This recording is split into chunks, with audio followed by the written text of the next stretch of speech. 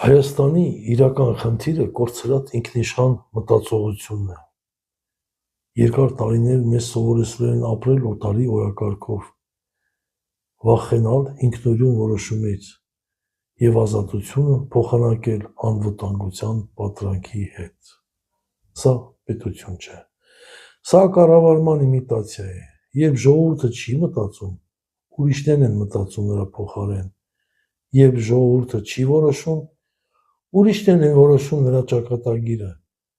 Երբ ժողովուրդը լռում է, պետությունը քայքայվում է ներսից։ Սա առողջ պետության նշան չէ, սա գաղութային հոգեբանության արդյունք է։ Հայաստանում չկա գաղափարական քաղաքականություն,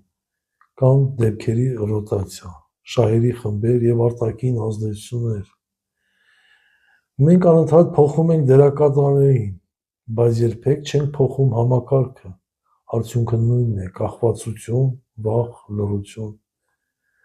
Մենք ասում ենք ուղիղ. Հայաստանը չի կարող լինել ազատ, քանի դեռ նրա մտածողությունը գերեվարված է։ Ժողովրդավարությունը մեզ համար ձև չէ, այն պատասխանատվություն է։ Քրիստոնեական արժեքները մեզ համար սիմվոլ չեն, դրանք բարոյական սահման են իշխանության համար,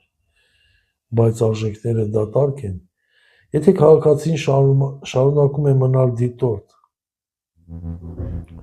Հայաստանին պետք չէ հերթական փրկիչը, Հայաստանին պետք է արթնացած ժողովուրդ։ Մենք մերժում ենք քաղաքական սուտը, մերժում ենք մանիպուլյացիան, մերժում ենք լռությունը որպես նորմ։ Սա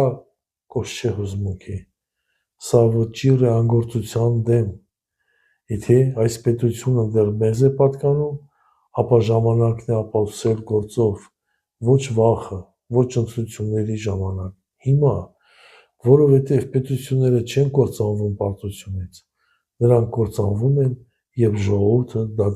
դադարում է լինել սուբյեկտ։ Եվ եթե մենք այսօր չվերադարձնենք մեր ձայնը, վաղը այլևս վերադարձնելու բան չի լինի։